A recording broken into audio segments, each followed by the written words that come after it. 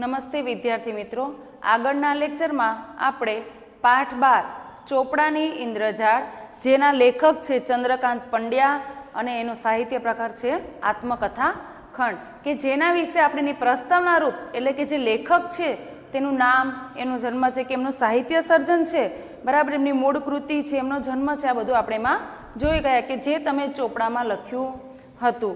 તો હવે આગળ આપણે તેની નીચેથી જ શબ્દાર્થનું લખશું, તો જોડે જોડે દરેકે લખવાનું છે. હવે આગળ આપણે એના જોઈશું શબ્દાર્થ. તો બરાબર વચ્ચે એક બે લીટી છોડીને લખો તમે શબ્દાર્થ.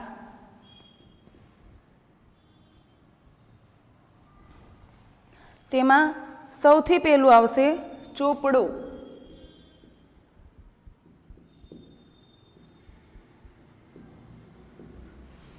તેમાં આવશે હિસાબ રાખવાની, હિસાબ રાખવાની નોંધ પોથી. આગળ ઇન્દ્રજાળ. ઇન્દ્રજાળ એટલે કાવતરું. કાવતરું આપણે કહીએ ને, કોઈને છેતરવું હોય, કોઈને છેતરવી છે કોઈ વ્યક્તિને, તેના માટે આપણે યુક્તિ રચીએ છીએ, બરાબર ને? તો એને આપણે શબ્દ વાપરીએ છીએ કાવતરું. આ શબ્દ તો આપણે સાંભળ્યો પણ છે ને બોલીએ પણ છે, પણ એનું આમ જોવા જઈએ તો સાચો ગુજરાતી ભાષામાં એનો શબ્દ થાય છે ઇન્દ્રજાળ. કાવતરું એટલે શું? તો અહીંયા કાઉન્સમાં લખો આપણે, અહીં હિસાબમાં છેતરપિંડી.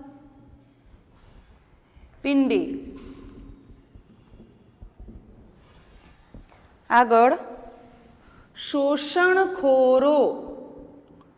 શોષણખોરો. ગરીબોનું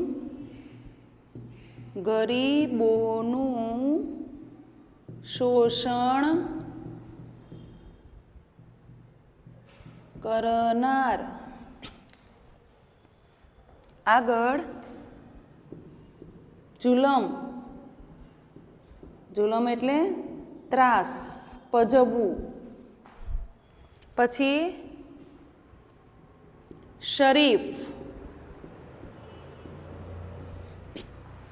પ્રતિષ્ઠિત. પ્રતિષ્ઠિત. પછી આગળનો શબ્દ છે ડાકુ. ડાકુ એટલે ધાડ પાડવું. આપણે કહીએ ડાકુ એટલે જે ચોરી કરે છે, આપણે એમ કહીએ છીએ, બરાબર? તો એના માટેનો અહીંયા શબ્દ છે ડાકુ. પછી આવશે કચડાયેલી. કચડાયેલી તો દબાયેલી. ધણી ધોરી.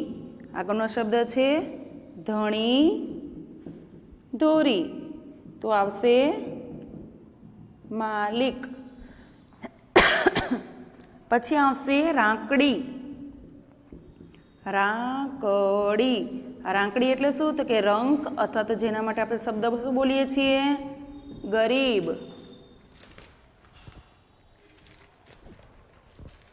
પછી આવશે લંગોટિયા.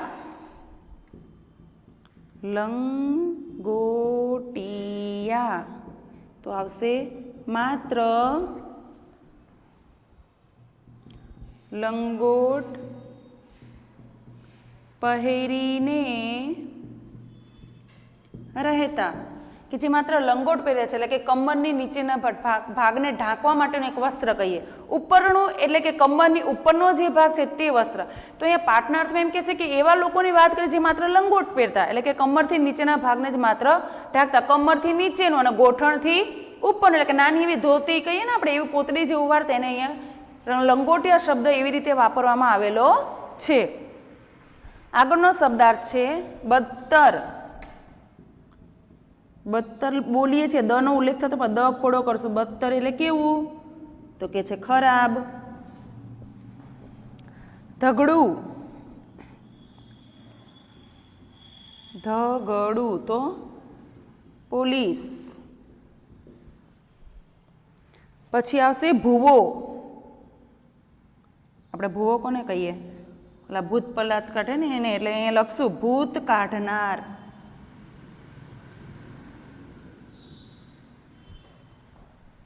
પછી આગળ આવશે તલાટી.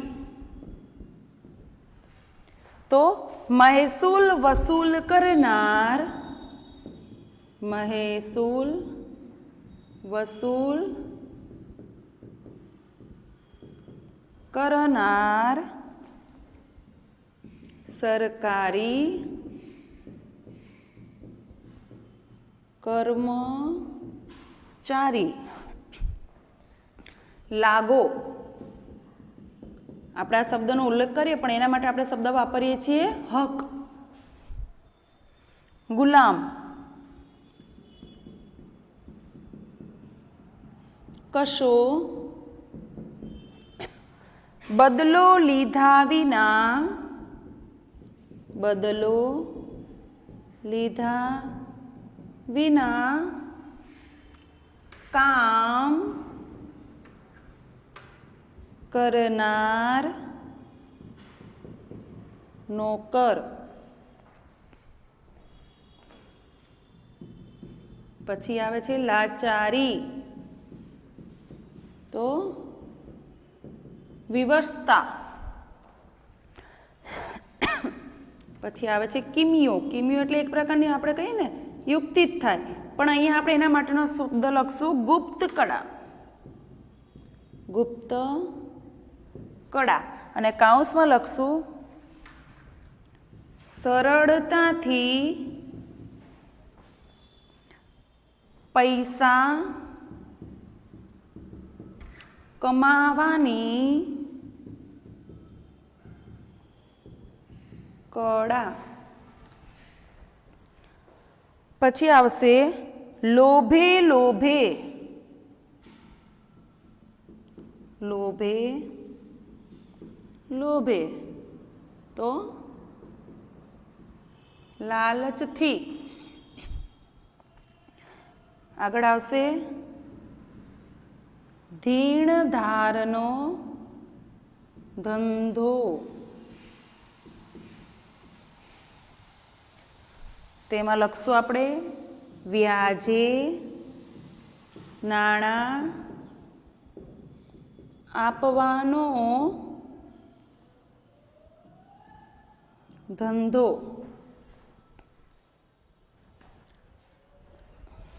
આગળનો શબ્દાર્થ છે ગણોત. તો જમીનદાર,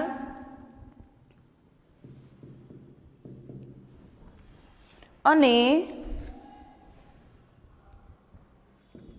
ખેડૂત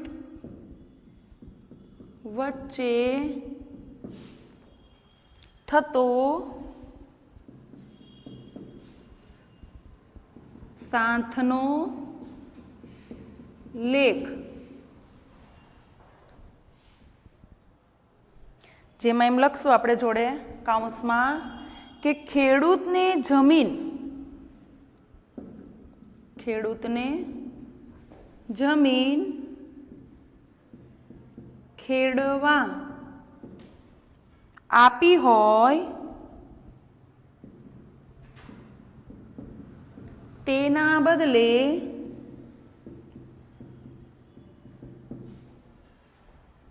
ભાડું આપવાનો લેખ.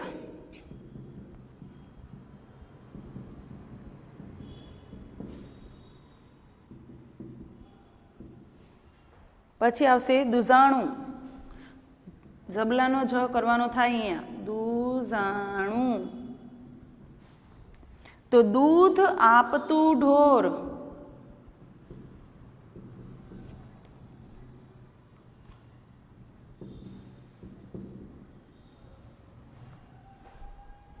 વ્યવહાર.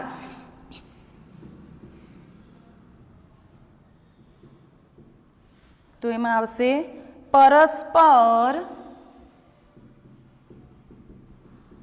આપવા અને લેવાનો સંબંધ. ફરીથી એકવાર આપણે શબ્દાર્થ જોઈએ.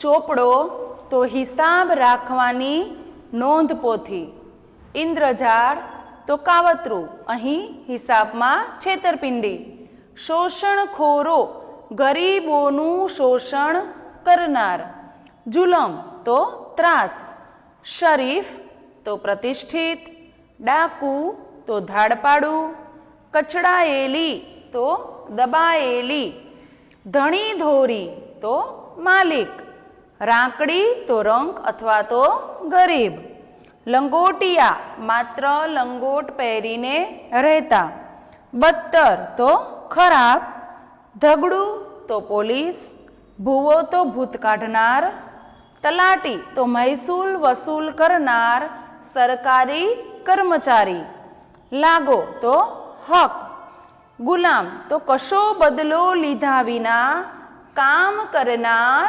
નોકર, લાચારી તો વ્યવસ્થા, કિમિયો તો ગુપ્ત કળા એટલે કે સરળતાથી એટલે કે સહેલાઈથી પૈસા કેવી રીતે કમાય એના માટેની કોઈક એની જોડે એવી કળા હોય તેવી એટલે કે કમાવાની કળા, લોભે લોભે તો લાલચથી, ધીણ ધારનો ધંધો તો વ્યાજે નાણાં આપવાનો ધંધો, ગણોત, ગણોત કોને કહેવાય તો જમીનદાર અને ખેડૂત વચ્ચે થતો સાથનો લેખ. ખેડૂતને જમીન ખેડવા આપી હોય તેના બદલે ભાડું જ લેવાનું, કે કોઈ એવો વ્યક્તિ છે જમીનદાર જેની પાસે ઘણી જમીન છે, બરાબર, એ જમીન કોઈ બીજા ખેડૂતને આપે છે ખેડવા માટે, પણ એના બદલે એને શું મળશે? પૈસા. તો એના માટેનો લેખ કરીએ આપણે કે કરારનામું, તેવી રીતે. દૂધાણું એટલે દૂધ આપતું ઢોર, અને વ્યવહાર તો પરસ્પર આપવા લેવાનો સંબંધ. હવે આગળના શબ્દાર્થ આપણે જોઈએ.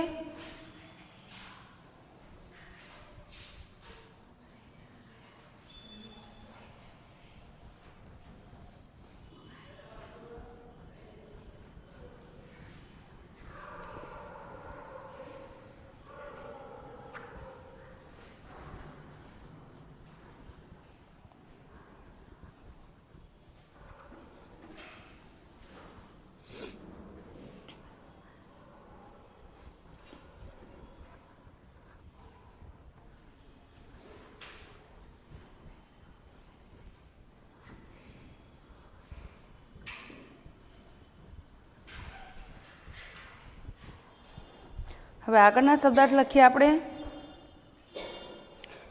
તો ઉઘરાણી,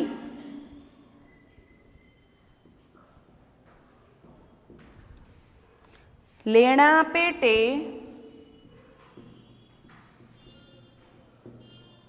નીકળતા, લેણા પેટે નીકળતા નાણાંની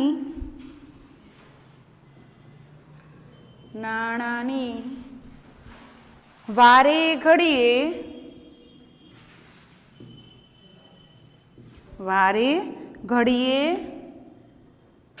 કરવામાં આવતી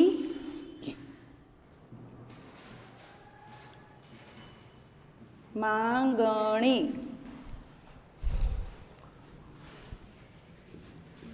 ઉપજાવું તો ઉપજ કરનાર અથવા તો કરનારું, સોંઘારત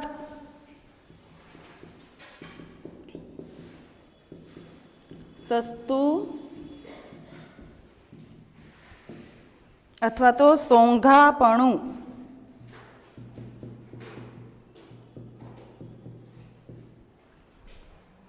ભાગ્યે જ,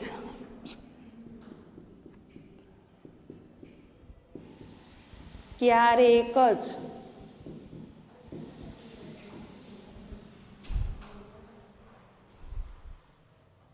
સોંઘારત આગળ આવશે હારો.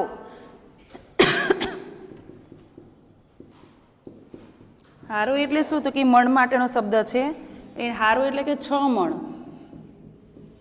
1 મણ એટલે 20 કિલો થાય, બરાબર. એટલે અહીંયા લખશું અત્યારના 120 કેજી બોજો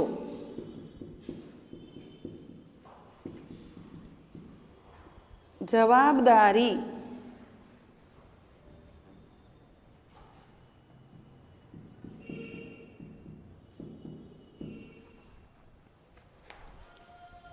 આગળ આવશે દેણદાર,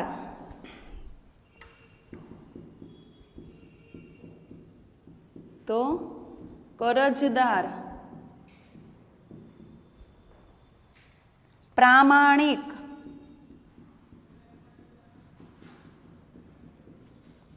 ઈમાનદાર, વિશ્વાસ પાત્ર,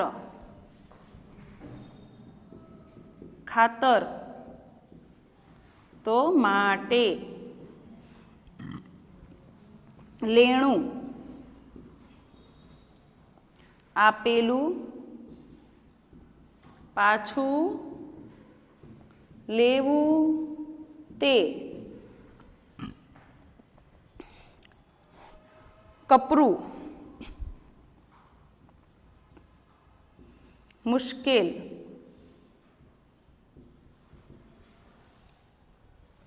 કાઠા વર્ષો, કાઠા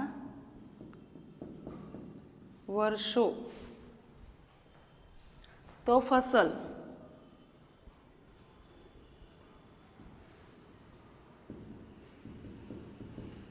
એટલે કે પાકની દ્રષ્ટિએ ખરાબ વર્ષ.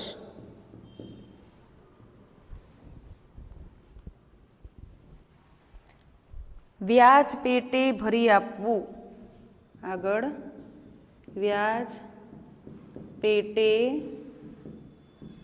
ભરી આપવું, તો વ્યાજ પેટે ચૂકવી આપવું, એટલે રૂઢિપ્રયોગમાં પણ આવે વ્યાજ પેટે ચૂકવી આપવું. દાનતનો શુદ્ધ,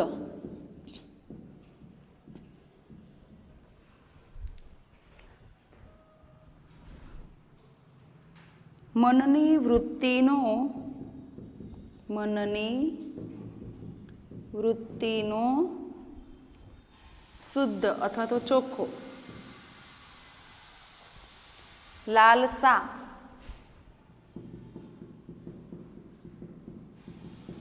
તો લોભ અથવા તો લાલચ. મેલું મલિન, ગંદુ. જીર્ણ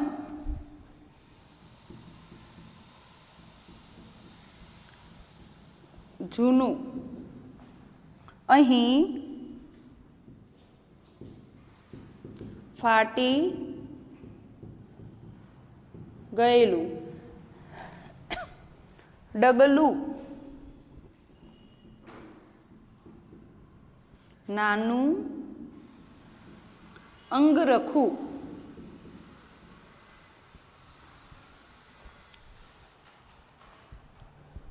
ખખડી ગયેલો,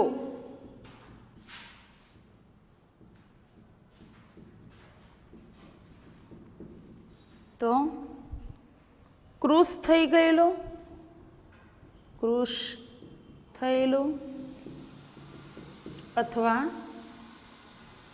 નબળો થઈ ગયેલો. આગળ હાડપિંજર જેવો,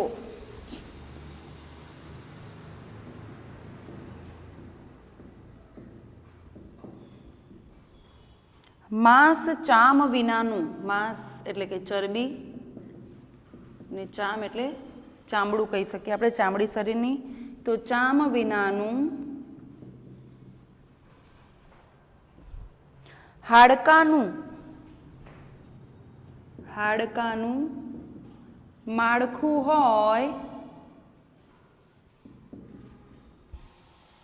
તેવું તદ્દન નબળું, કરુણ, દયાજનક, વફાદારી,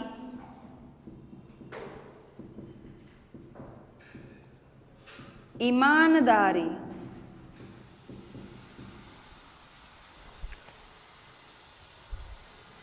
કડક,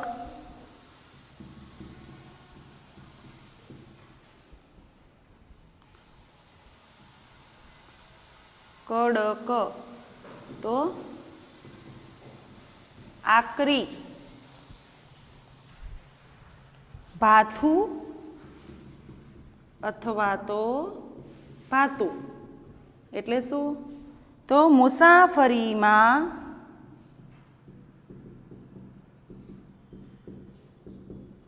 સાથે લીધેલ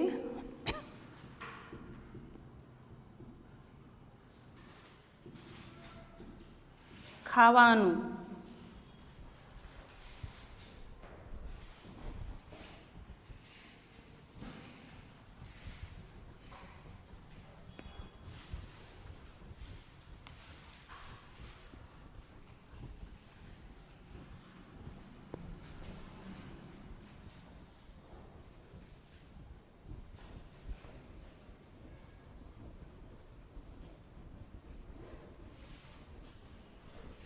આગળનો શબ્દાર્થ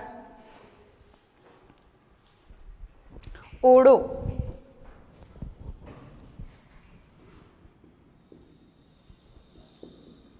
ઓળો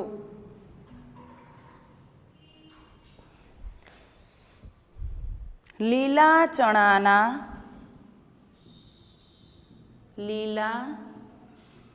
ચણાના પોપટાનો પોક. ઠાંસીને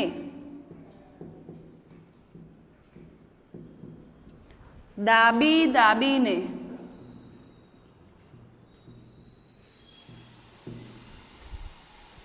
તાંસળું.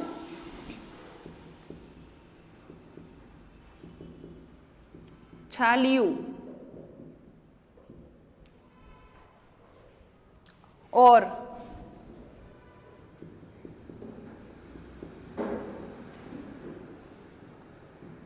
अनेरो. जोगवाई.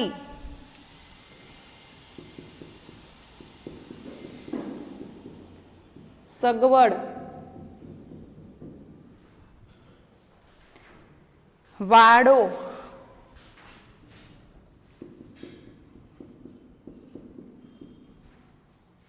રહેવાની સગવડ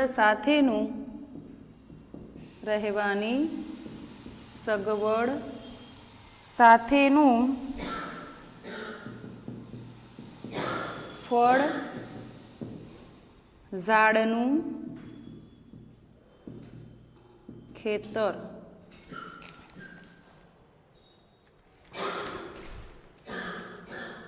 કારમી. ભયંકર. અજંપામાં ગાળવી. અશાંતિમાં વિતાવવી.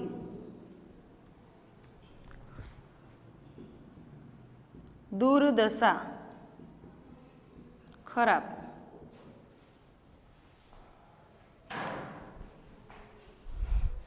ચાર લીલું ઘાસ. શાહુકારી પેટે. શાહુકારી પેટે. શાહુકારીની અથવા શાહુકારીની ફરજ ચૂકવવા.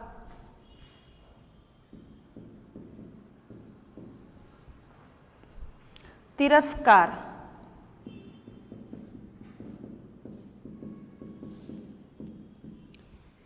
અનાદર.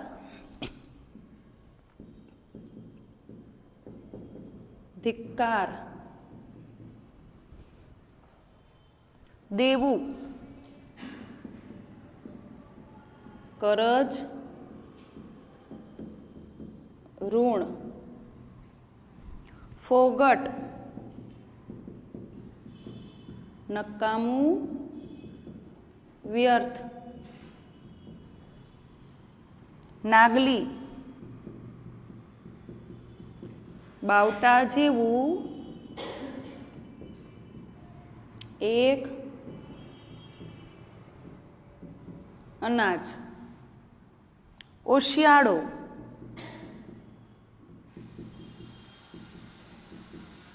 લાચાર. વિરોધાભાસ. માત્ર. દેખીતો વિરોધ. કૂંચવું.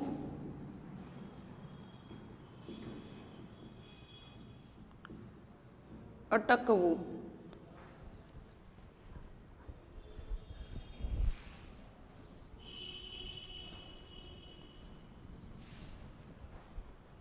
ધીરવું.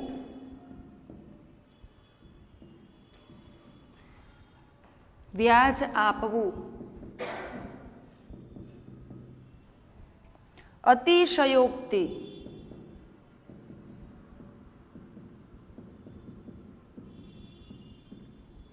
વધારે પડતું કહેવું.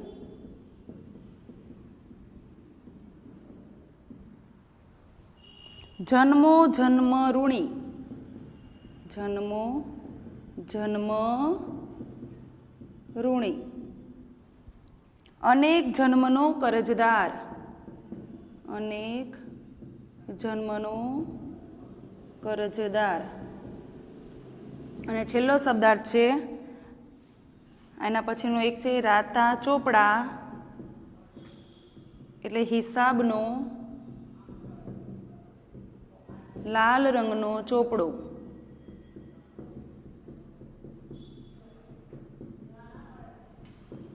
અને દંભ એટલે પાખંડ.